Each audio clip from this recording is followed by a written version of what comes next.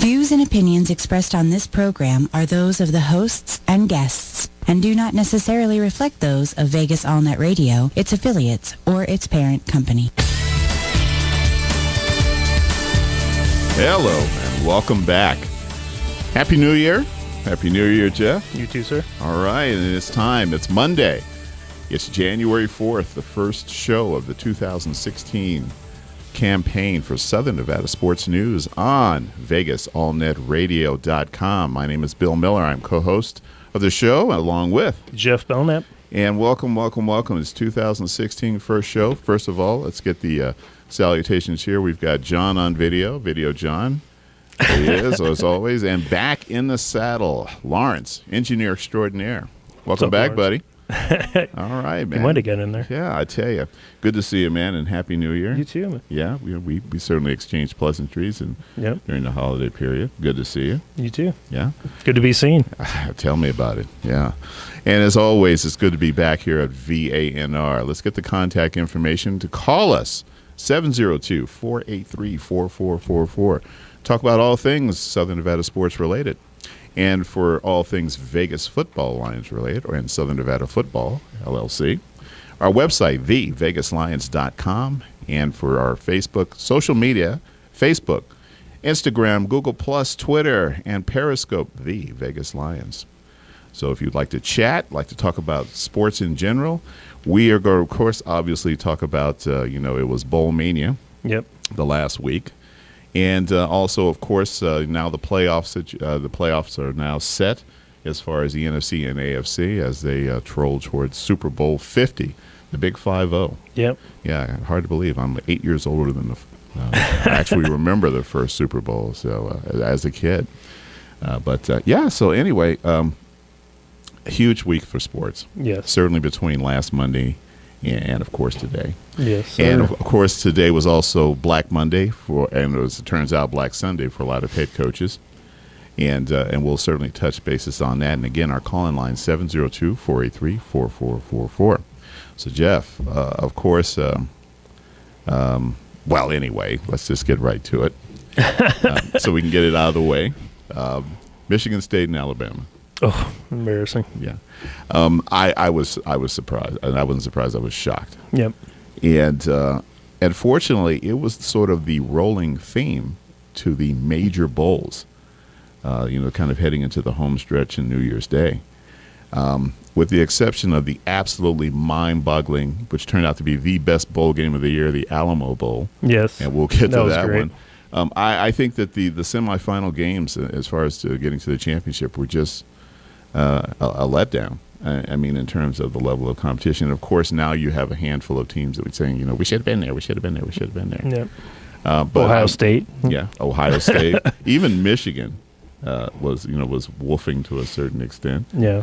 And of course, Iowa. And as it turns out, they certainly had not much to say on New Year's Day. Right. I was really surprised of those games that were considered really the marquee bowl games, that they were as lopsided as they were. Well, going back to my picks, I mean, I really didn't take Michigan State, but I did take Oklahoma. Well, you were rooting for Michigan. I was rooting for them, but you were a fan. I was. Well, I'm not necessarily a fan, but I like to see Michigan teams win. Of course. And Big Ten teams, not just Michigan teams, but Big Ten teams. So that was a little rough to watch. I actually turned it off at some point because it was just it really got that bad where I had enough. Yeah. I don't think you were alone in a lot of people. Well, the funny thing is I bet the under in that game. So the under was 45.5. Okay. And for most of the game, I was like, "Oh, this is easy. This can be the easiest bet of the week." Yeah. And then they started scoring and moving the ball and scoring, and I'm like, "Okay, now it's up to 38." And still like 9 minutes to go. It was 38-0. Yeah, so, I kind of got scared at that point because I'm thinking if they give up another big play touchdown and then Michigan State gets a garbage touchdown, then I'm a loser. Well, I think that the fact that both these games are on New Year's Eve, which was a bit different, as opposed to, I think last year they were actually the day after. I think they were January 2nd. Right. Yeah. So, and from what I understand, the ratings were actually low compared to what I think they initially thought that they would be. Well, I mean, people are getting ready for their parties. Yeah. And one of the games was, ending at 11 o'clock, approximately. Yeah. On the East Coast. Yeah. People are like at parties and, And actually hit into it a bit more earlier than that. Right. But just this will be the last shot at this. It was not really a shot. When they were down 10-0, they were driving.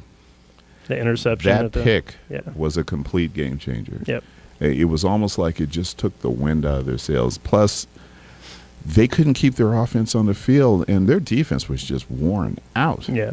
I mean, those guys at the end of that game, they were just like, literally exhausted. Well, from a football standpoint, a lot of people that watch games, and they see the quarterback or the running backs, and they see stuff like that because that's what you actually see. Right. When you're involved in football, as we are, you watch the line, and the line was getting destroyed on both sides of the ball. Yeah. Alabama was just so much better, just on both sides of the ball. And watching that, I mean, there could be some serious problems for Clemson. Well, I look at that pick was so pivotal because it's the difference between being down 10-3 Yep. or 10-7. Right. And then suddenly you got a ball game. Yep. But it was almost like pow. The air was let out of the balloon. Well, he stared him down too, which didn't really help. Yeah. Of course, we're familiar with that. Yep. I mean, how many times have we seen that in the 3.5 years with the Vegas Lions? Especially when you're telling your quarterback, if you stare him down, these guys are going to be taking you to the house. Yeah, and because that's what they do. They're ball hogs. Yep. Alabama, and to Alabama's credit, right now they probably are the best college team. The 33rd team in the NFL you're talking about? Yeah. Number 33. Yeah. Well, I think that they would certainly give my Buccaneers a run for their money. Yeah. Yeah. Which is sad to say, but I'm just truthful. Yeah. You say that, but I say that those men when they got on the field, they'd be smashing the college players. Yeah. At the end of the day, that would be the biggest blowout in history. There is a big difference between grown ass men in the NFL and young men playing college football. Well, I mean, the biggest difference is the players in the NFL are the best player on their team. Yeah.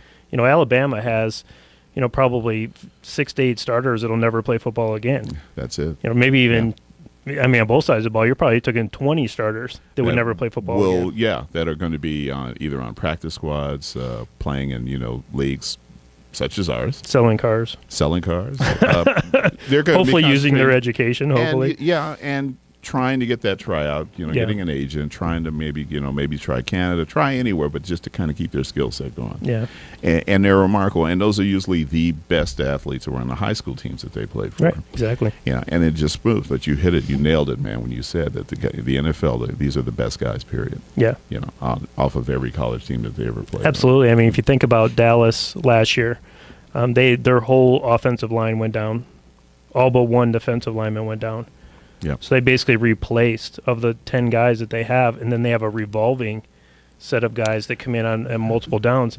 You're talking 15 roster spots, and all those guys were down, and they were pulling guys from everywhere, just to get through the season. And that's when your practice squad really comes in handy. Right.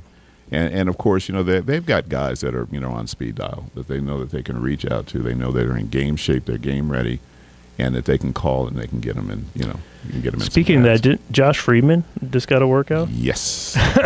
Did Josh, who was actually working out with my young cousin last summer. Oh, yeah. Yeah. Okay. In fact, they exchange numbers so they stay in contact with each other.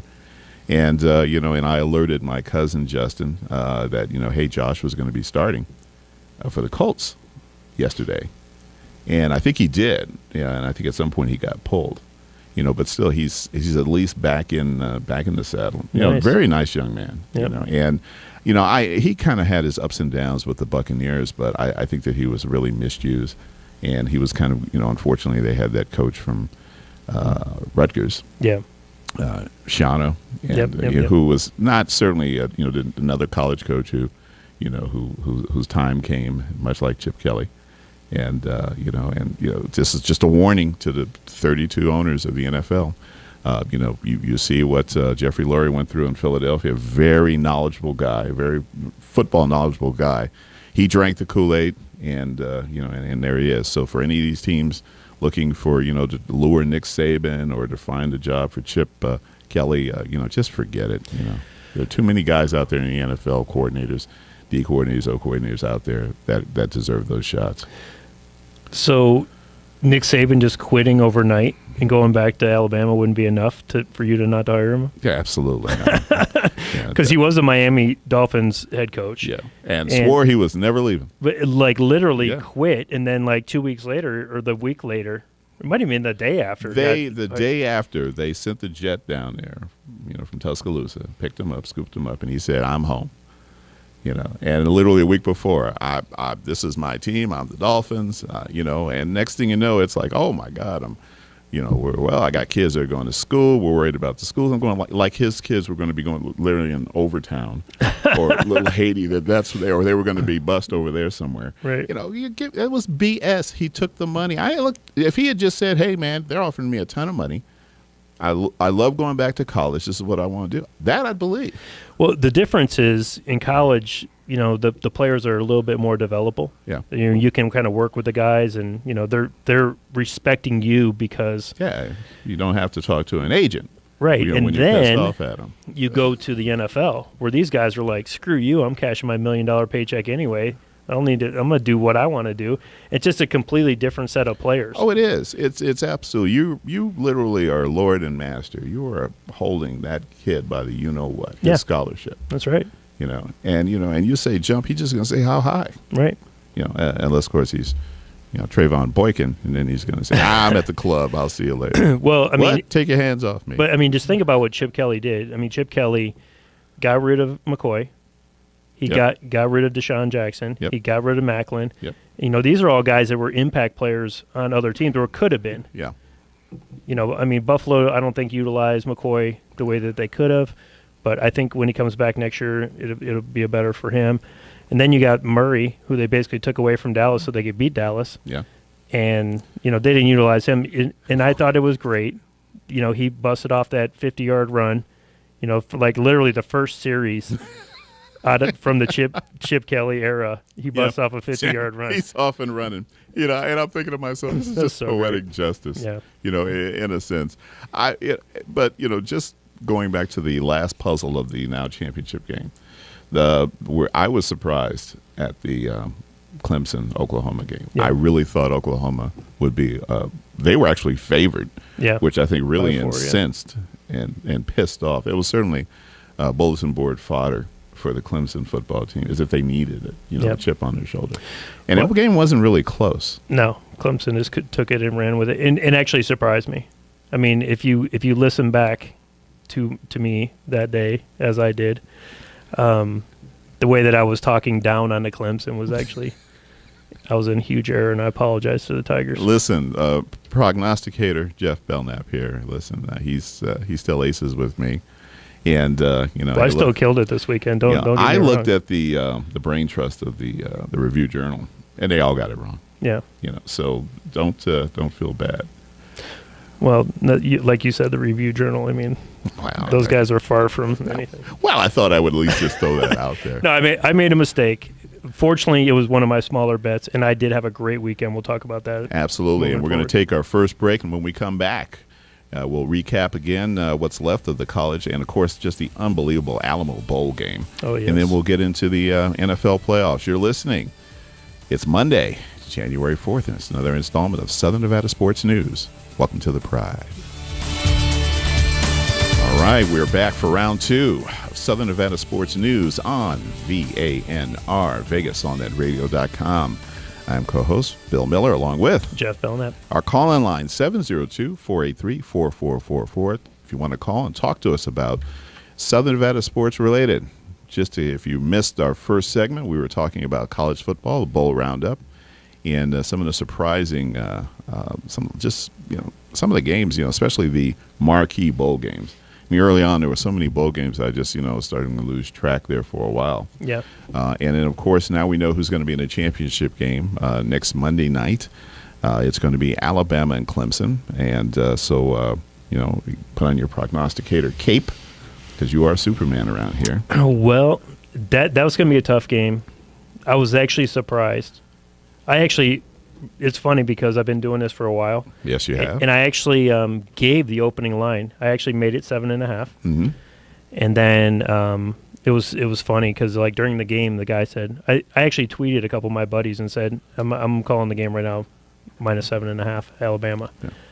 And within 10 minutes, the guy and the announcer came on and said that he made it 7. So maybe he's following our tweets. Yeah. You know? I like to think so. Vegas is following our tweets. No, I wish that they were, but so they are following our. No, they did follow the. That's funny. They did actually make the game right, 7. Yeah. It opened at 7, immediately dropped to 6.5. I think it's been hanging around 6.5. I actually thought that they would put it on the other side of that 7 to make it a little bit more protection for them. Going into the Right. And taking the Alabama bets. But if Alabama plays like they did against Michigan State, I don't think they're going to have any kind of problem. I don't think Clemson has a chance against them. Right. I really don't. If they play same way they played against Michigan State. Well, I mean, having said that, again, Clemson's de facto number 1 team. right, Again, going in as an underdog. These guys have nothing to lose. right. What they don't want to do, of course, obviously, is get worked. But they have nothing to lose. Yep. Well, just talking about that, them being the number 1 team, in Alabama's eyes, they're always the number 1 team. Always. And that's like, preseason, postseason, after, even if they lose. As a matter of fact, a couple of years ago, remember they lost a game and they were still trying to give them the number 1. Yeah. And they lost the national championship game and still wanted to make them the number 1 team. They wanted to make them the number 1 team, yeah. And that stuff just kind of blows me away. But it's going to be a great game. I'm probably going to stay away from it. Maybe do some in-game stuff. It's just not the type of game. And usually I try to find the games that there's one team that doesn't have as much to play for as another. Right. And which leads me into on the first, the games on the first. Yes. So the morning games, of course, were Ohio State and Notre Dame. Right. Laid the 4. Actually, I laid 6 points the night before, thinking that the line might go up, but I was wrong. It actually went down. So people were betting Notre Dame. Dropped all the way to 4.5, which kind of scared me a little bit because a lot of times when there's late money like that, that's like the wise guy money. Yeah. I don't bet, and I was almost tempted to bet, take, Ohio State. Yep. I mean, I just didn't see any way that Ohio State was going to. That, to me, would have been the upset of the year. Right. Had Ohio State lose to Notre Dame. Oh, and I think that they had something to show. I mean, that was the, we should be playing this. Yeah. We should have played those games last night. Yeah. We're gonna go out here and play, and that's why I think Ohio State played the way that they did. Easy cover. So went into the second game of the day, Michigan. Yeah. I stayed away from Michigan because I didn't want to bet, with my heart. As opposed to your head. But I did take the over 41, and the reason why I did that is because both defensive lines were struggling. Michigan's offensive line or defensive line was struggling. Florida's defensive line struggling. So I'm thinking to myself, these guys are going to be able to put up some points. Michigan did. Florida didn't. Game went over. 2-0 for the day. So we just kind of rolled through the day from one to the other, and it was amazing, that I was in a position where I was actually going to sweep the night. But then we came down to the last game of the night, which a lot of the late money, because of the TCU stuff, a lot of the late money went on Oregon. Yeah. Well, after Boykin was arrested, and, right? Well, I'm a firm believer that Vegas doesn't lose money, and no matter what you think and whatever who's in, who's out, and whatever is happening, Vegas really doesn't lose money. I tell everybody they did not build this city on losers. That's right. On winners. On winners. Sorry. Yeah. Actually, they did. They did not build this city on Vegas being, on people walking away with all the money. Oh, that's right. And just saying, we just like giving people money and paying off bets. No. This city is built on very astute people who, find a way to, to come out, looking clean. Right. But this was mine by this because if anybody doesn't know that, they only looked at the final in triple overtime, 47-41. It's 31-0 at the half. Right. Oregon's cruising right along. Then Oregon's quarterback goes down. Right. And at that point, just because I know you weren't betting, or we're looking at the action, just so you know, that the halftime line was -0.5. You're kidding. TCU -0.5, -105. And I'm thinking, they're basically saying that they're going to win this game by more than 31 points, which is like really the bargain of the century. In the beginning of the game, you're getting 6.5 Right. to 7 to maybe, if you got a good number, 7.5. Yeah. Now you're getting 31.5. It's like fool's gold. Free almost. money. Yeah. So the difficult thing is that what if they don't show up and they get blown out by 50? So I put a little bit on it, and then they came down and scored a touchdown. I was like, let me just take a little bit more. So I took a little bit more, and I was like, this game might go over, the way they're moving the ball. Yeah. So I put something on the over, because the over was dropping also because TCU wasn't doing anything. Right.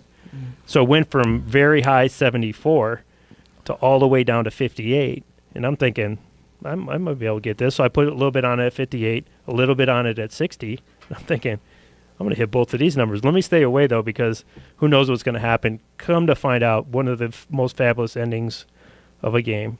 I mean, I was like rooting it on, but then, being a sports guy and, the guys that I follow on Twitter and that follow us, they kind of were like the same fraternity type of thing. Yeah. And I'm watching their tweets and I'm thinking, they're on the other side. So I'm inboxing them like, hey, what do you guys have? And then all of a sudden I'm like, oh man, I got to stop rooting. I mean, because we clearly we're one. We're in. Right. Just by you're getting a half or you're laying a half a point, you're up 24. Chances are you're not going to win. So I immediately flipped the script, hoping that Oregon would at least find a way to pull out that game. Wouldn't have made any sort of difference for us, but they ended up taking a big bath on that game, and those are rough ones to lose. Yeah, the atmosphere, because this is taking place in San Antonio, not a fur piece away from Texas Christian University. That's right. This was literally a home game for them. And, of course, it was obviously a tale of two halves. But the TCU fans, to their defense, they held in there. Yeah. I mean, because, honestly, I'd be, man, I got to get out of here. And you think it might have been the divine intervention?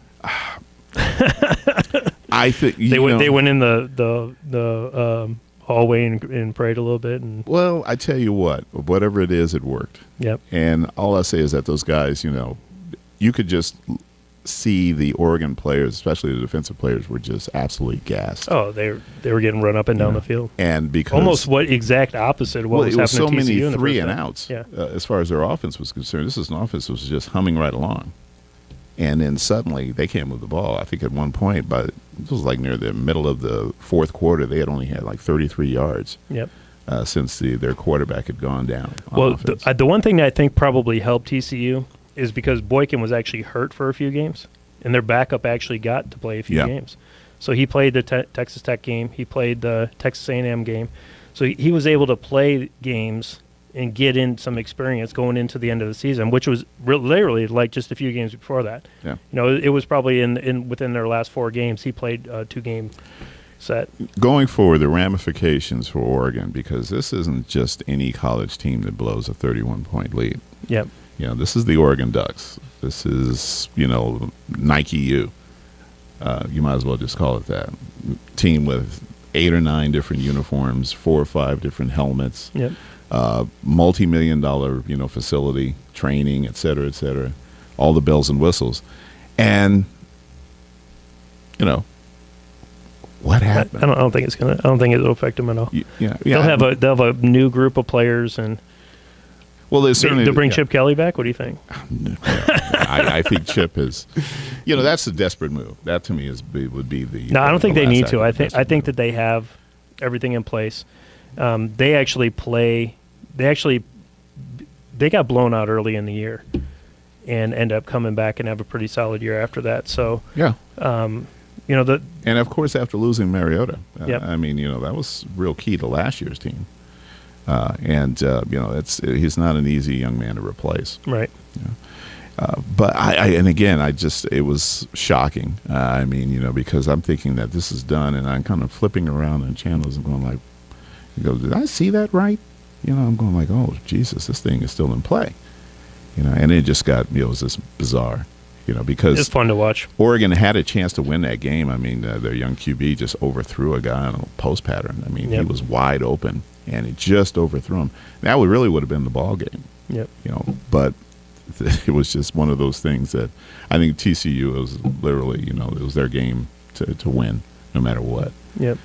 And I'm just thinking, what must be going through Boykin's mind, because he's a senior. It was his last game, and obviously, his even if he were a junior, the odds on him coming back to play for them would be slim and none. Yep. So he's going to go into the draft, and of course now it becomes a character issue, which is a huge difference between first round and second round, because teams can obviously just hey, I can wait. Well, the thing about going into the draft this year, and I think it's several players that are actually declaring, there's a serious need of quarterbacks in the NFL. Yeah. And, there will probably realistically be, 5 to 7 positions that are pretty much immediately open. And if you go all the way to second string, probably close to 10 or 12. Plus some quarterbacks that are going to be on the move who, I think depending on the right fit, would be, they certainly be excellent use. RG3, who's been sort of the forgotten man, Yep. is obviously going to be available. Kaepernick, San Francisco is obviously going to be available. Manziel. Manziel. He's project, and then now, of course, to find out that he missed his protocol, concussion protocol exam before the game on Sunday. Again, I think they knew what they were getting into when they drafted this kid. Nothing has really changed. Well, I take that back. He worked his ass off seemingly when he went to rehab. Right. And then, seemingly threw that away. Then he basically out and out and lied to his coach about his whereabouts. I think I can work this out.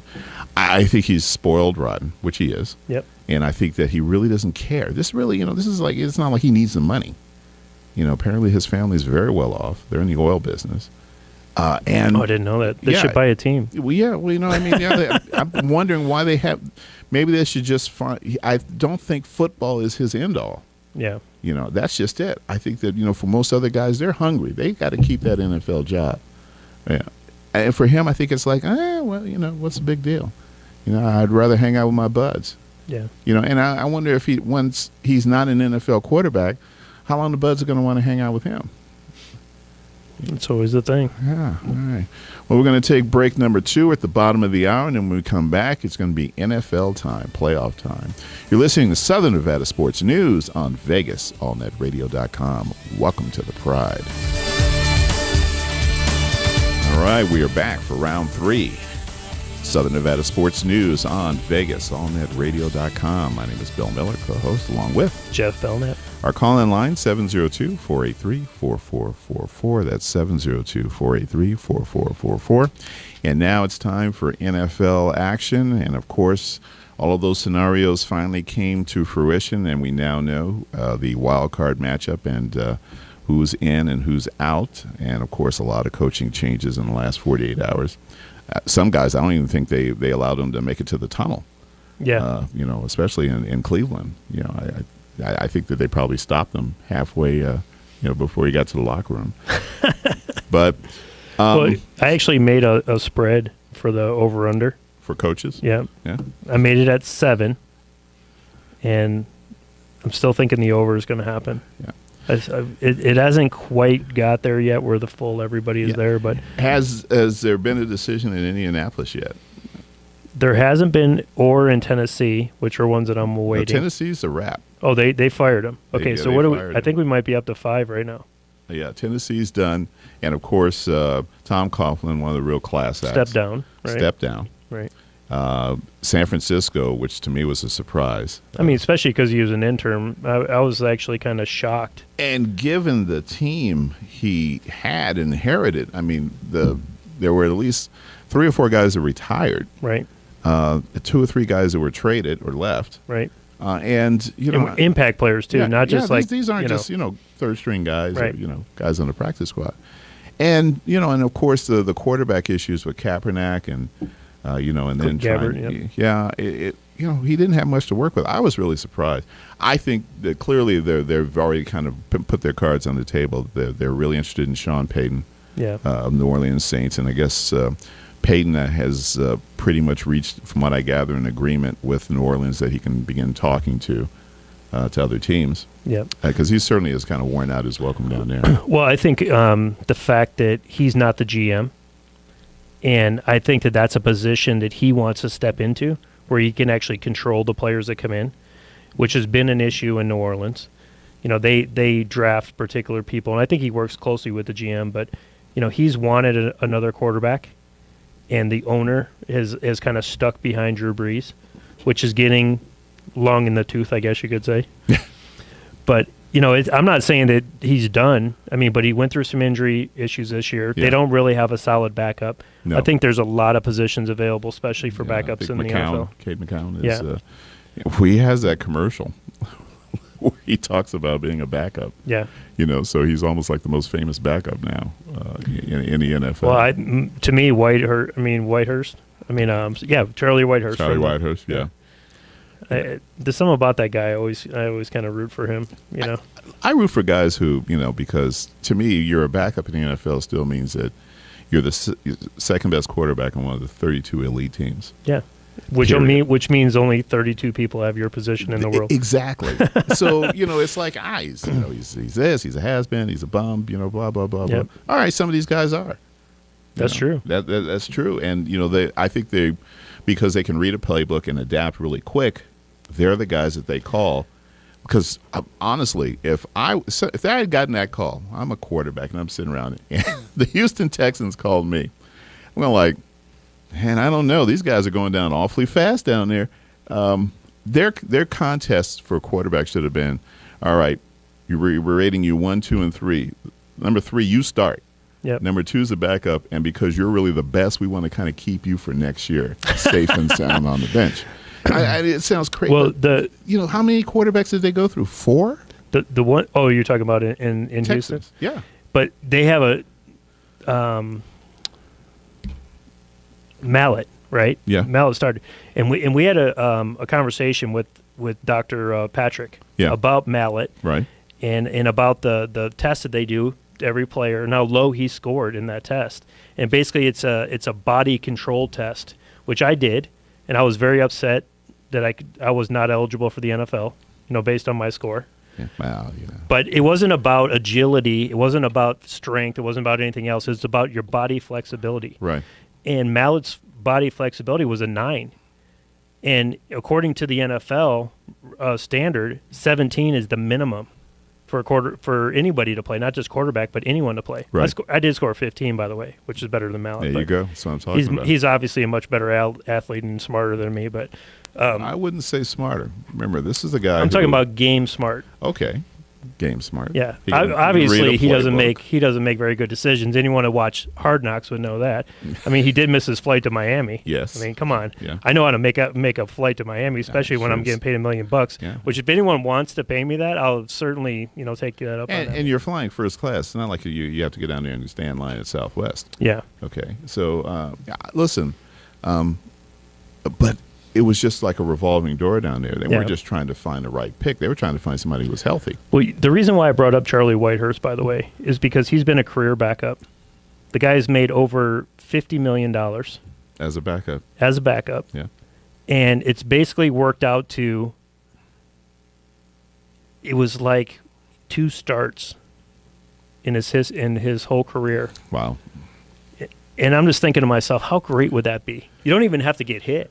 Well, and you're making that money, but you're showing up at practice. You're doing your thing. You're doing your thing. You're carrying the clipboard. Yep. You're talking to the quarterbacks when they come off, and you're making this huge paycheck. You're not even getting hit. I mean, this is even better than well, you remember Rich Gannon? Yeah. You remember, he'd been in the league 12 years, I think, with Kansas City when he finally got to the Raiders. Right. And he was fresh as a daisy. Took him right to the Super Bowl. Took him to the Super Bowl. And, of course, who beat him in the Super Bowl? The Bucks, of course. Thank you. They didn't. I mean, they stole the coach. They stole the coach. Why change the playbook? That's how ignorant the Raiders were. Yeah. But I digress. Okay, so let's get on this. So Saturday we got KC in Houston. Yes. And I'm going to have to go with KC. Got to. And the reason being is they are literally the hottest team. I mean, if not the hottest. I mean, I don't want to send a fade anything to Detroit, because coming off that break, they got a new offensive coordinator, went 6-2, and that Hail Mary, Yeah. right? They Yeah. could have easily been 7-1. Yes. I mean, but we'll let Green Bay have that garbage win, because Green Bay does need that, by the way. But I'm going to take KC in that game. I'm thinking about money line, but I'll go ahead and take the 3 points. The Pittsburgh game, you have to love Pittsburgh. You got to. As a matter of fact, I put a future today in, and I took Pittsburgh to win the Super Bowl. Did you really? I did. Wow. Yeah, they're 7.5 plus 750, which is basically 7.5 to 1. And I just put $40 on it, 40 to win 340. And if I got a couple extra 50 or $40 laying around, I'm gonna put a little bit more on them. I just honestly think with the wide receiving core that they have, Ben's healthy, he's playing good. D'Angelo going down with the ankle injury could derail him. Could mix stuff up a little bit, but just overall playing well. I don't think Cincinnati's going to be able to win a game with McCarron. They're fortunate that their game as a wild card team is against Cincinnati. Yep. Given the issues with McCarron and Do you know who the longest streak of not winning a playoff game is? Cincinnati. Do you know who second is? Well, it can't be the Buccaneers. Detroit Lions. Really? Yeah. So part of me wants Cincinnati to win, because then Detroit would actually be on the snide. But I'm going to hope that Cincinnati holds off on that playoff win, and Pittsburgh actually goes through. I think that KC, and if anybody, if all you have to do is just look at the story here. 1-5, Denver was 6-0. Yep. And they win 10 straight games. They finished 11-5, and had Denver not pulled out that game, they brought out the old man. Yep. To take the young guys' spot during that game. They right won down, that division. Went right down the field, though. Yeah. I mean, he's still a great leader. Oh, he is. Listen, Mick, I was only joking about the old man thing, because he's obviously still younger than me. But he's, he is still Peyton Manning. Yeah. And he obviously he's well rested. So it's not like he's really beat up. Well, HGH will do that for you. and then blame your wife. I'm just kidding about that. Well, and I honestly don't think that he did that. Yeah, I don't think so either. And again, if you look at the way that story broke down, is that they just said it was sent to his house. Yeah. That's all they said. And then everybody else started coming to these wild conclusions. But look at Houston, another story. They started 1-4. Yep. And they ended up winning that division. And it would, granted, it's not as bad as the NFC East, but it's certainly was one where you figured, well, somebody has to win it. You just think it's going to be Indianapolis. Yeah, it's Colts, Jacksonville, Houston, and who's the other garbage team? The Titans. Oh, the Titans. Yeah, there you go. Yeah, so you got the Titans in Jacksonville, who between Jacksonville the two of them, actually played better this year than in the they past. did, and their second half was far better than their first half. That's a team that they're locking everything in. The coaches are set. The players are set. They've got a good quarterback in Bortles. And that's a team that's going to get better over the years. And they're not making any knee-jerk reactions. But those are two teams that people pretty much, by week 5, had them written off. Yeah. And we're also looking at, maybe it's time for these coaches to go. Well, it wasn't even that, though. It was the quarterback issues, the running back issues, but Houston still has one of the best receivers in the league. Yeah. I mean, just absolutely been killing it all year. I mean, I was watching a highlight film this past week, and it was showing the best catches of the year. And of course, he was, he had at least 2 or 3 of those. Beckham had some, some phenomenal catches, yeah. and Antonio Brown just had a killer season. Julio Jones, man, he can't. Guy's a little bit older, but still going out there and leading the league in yards. So yeah, I mean, I am. But I'm just shocked if anybody told me that the Chiefs. I mean, I thought they were still off of that hangover from the Royals winning the World Series. Kansas City wasn't paying a whole lot of attention to the Chiefs. It was just sort of like, well, we got baseball to look forward to, in February. Hey, we're world champions, defending world champions. Yeah, then they rattled off 9 straight. Got on this run and finished 10 in a row. Yep. And 11-5. I think it's remarkable, for that team. Absolutely. Given who the quarterback is, Alex Smith is not the guy that you think is going to lead a team on a 10-win winning streak. He doesn't make mistakes, which makes him a good quarterback.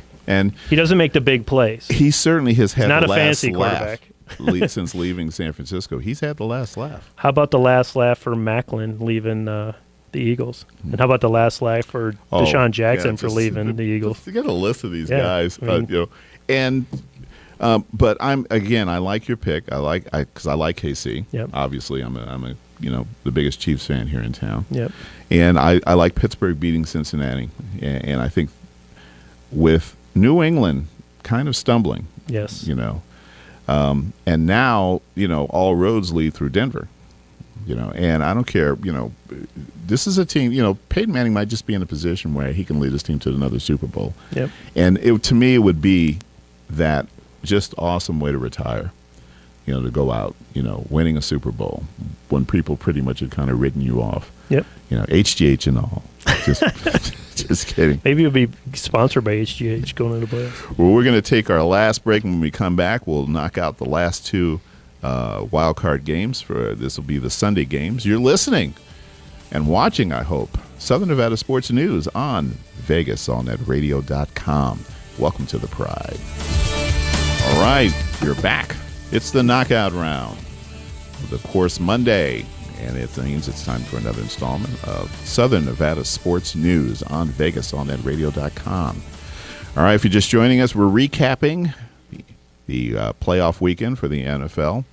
And now we've already discussed KC and Houston, Pittsburgh and Cincinnati, and now it's the Sunday, sort of the roundup games. First game, Seattle at Minnesota, and if Seattle must have certainly, if they've got their Christmas present early, because they could not have asked for a better first road game against a team they thoroughly throttled a few weeks back, which was actually the beginning of their sort of like regaining their swagger, so to speak.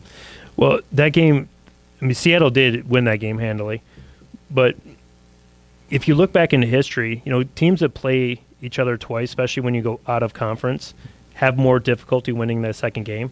And I'll just give you one example. A few years back, the Patriots played the Giants in their undefeated season, the season they actually went through 16-0. Right. They beat Giants in Week 17, ended up meeting them in the Super Bowl, which obviously the Giants won. Right. So sometimes it is a little bit harder to win that second time. Yeah, it's just I see the way Russell Wilson has just he's definitely stepped up playing his well. game. I will say this: Minnesota has nothing to lose. Yep. Everybody expects them to lose. Yep. And Bridgewater is really becoming a special quarterback. Right. And I think that they were. I know they were missing a couple of defensive guys for that game. Yep, they'll be back. They're back. It's Minnesota. This is the football that I remember as a kid. The old Metropolitan Stadium. The playoffs. Literally the coldest place on the planet outside of Green Bay and Minnesota. And this is going to be another game just like that. Yep. And, I think that if, depending on how cold it gets on Sunday, that might undo Seattle. But to me, this is on it somehow, I guess, that, and I'm not sure the alignments after these games this weekend. But then, of course, the last game of the wild card weekend will be Green Bay at Washington. Washington, of course, another surprise. Yep. And Green Bay, surprisingly enough, the underdog.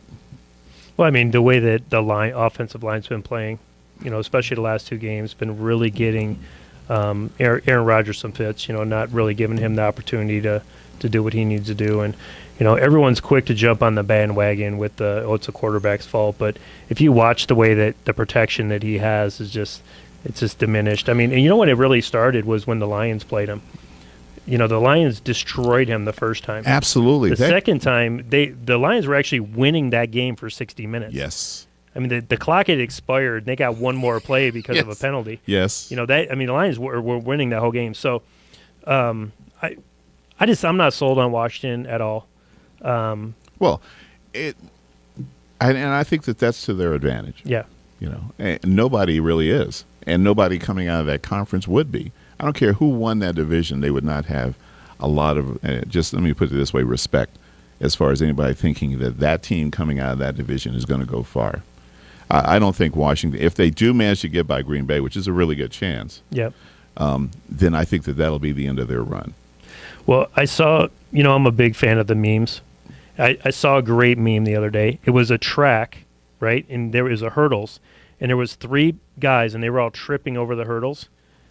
And they had put it on the person's faces like a Dallas Star and an eagle, and then a giant. Yeah. And then the only guy that was standing, like literally still running, was the Redskins. Yeah. So that basically shows you like how everyone really feels about them. It's like basically you're the only team. You're the only one that stepped through the hurdle. And surprisingly, out of that group of teams, that conference, or that division, I should say, 2 of the coaches are now gone. Yep. And I didn't think that Jones was going to pull the trigger. I don't think he should. I mean, I think that losing Romo was a huge. And Gruden a factor. obviously surprised everybody. Yep. He certainly exceeded their expectations. Yep. With Dallas, I mean, if you look at how many games that they were in up until the end, you can't really blame Dallas to get rid of them. But not at all. Well, folks, you've got you've got your bets for the week. Of course, it's a championship game on Monday, the 11th. Tune in Monday. And we'll get a chance to talk about the championship game next Monday night. And don't forget to follow SN Sports News on Twitter. That's where the games are all week. There's obviously there you have it. Some basketball games coming up. There will be basketball on there. I'm totally switching gears. I know football's almost over. All right. Thank you very much. Join us next Monday for another edition of Southern Nevada Sports News on VegasAllNetRadio.com. Welcome to the Pride. God bless.